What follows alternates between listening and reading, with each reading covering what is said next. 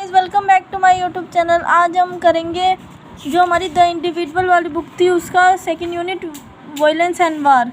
तो ये है हमारी सेकंड यूनिट, इसका फर्स्ट चैप्टर है रिटर्न्स फ्रॉम द सोमी।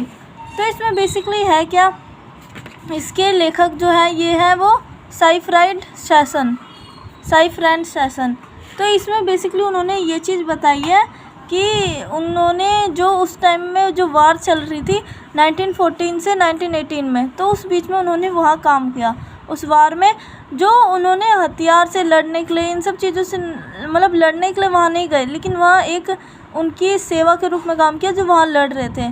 तो इसमें यही चीज़ है, इसमें ये चीज़ बताई गई है कि कैसे जो साइफ्राइड जो सेशन जो थे उनका वो एक दिन कैसे गुजरा जो वो उधर काम करने गए उनके।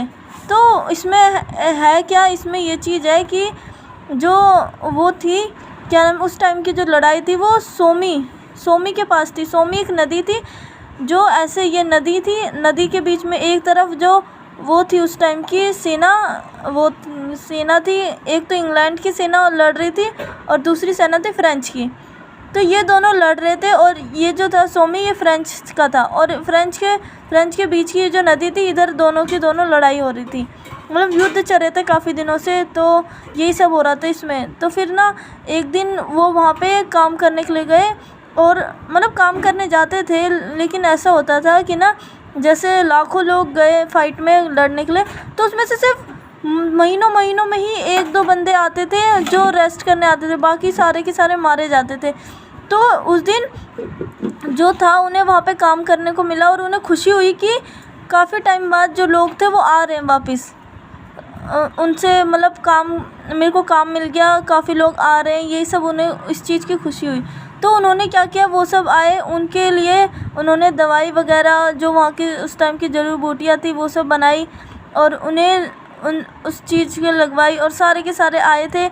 उनकी जो आँखें थी एकदम, मतलब वो एक दूसरे से बात भी नहीं कर रहे थे। वो जब वहाँ से आए तब एकदम शांति से आए, बिना किसी शोर के, बिना किसी से बात किए हुए, क्योंकि ना उस टाइम में ऐसा होता था कि ना लड़ाई के टाइम में उन्हें ना जगह रहना होता था कि ना कल क्या पता कोई पीछे से आके वार कर दे, इसलिए जगह रहना, इसलिए उनकी आँखें जो थी वो बहुत ज़्यादा वैसी और भारी भारी हो रखी थी, और उन्हें काफ़ी ज़्यादा मतलब वही सब चीज़ें हो रखी थी कि भारी भारी आंखें हो रखी थी, उनकी नींद नहीं पूरी हो रही थी, ये सब इसमें बताया गया है।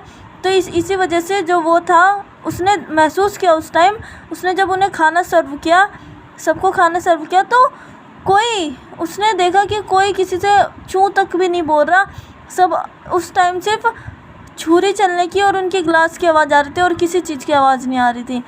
और जो वो लोग थे वहाँ पे उन्होंने पूरे रात उन्होंने सिर्फ मतलब वही उसी चीज़ की आवाज़ आ रही थी, ना उन्होंने एक भी बात की एक दूसरे से, ना किसी का हाल चाल पूछा, ना किसी ने अपनी चोट दिखाई, कुछ नहीं किया उन्होंने, ना किसी से बोल रहे थे, सिर्फ जाके थोड़ी देर आराम किया, फिर वो सेना के लिए तैयार हो गए।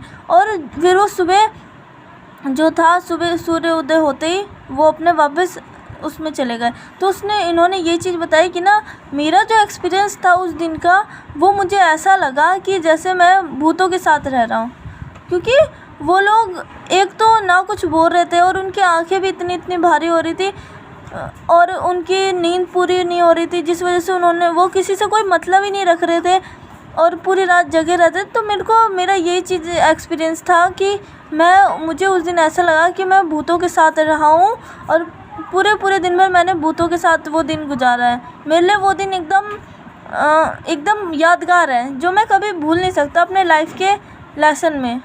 तो इसमें इतना ही था। Thank you.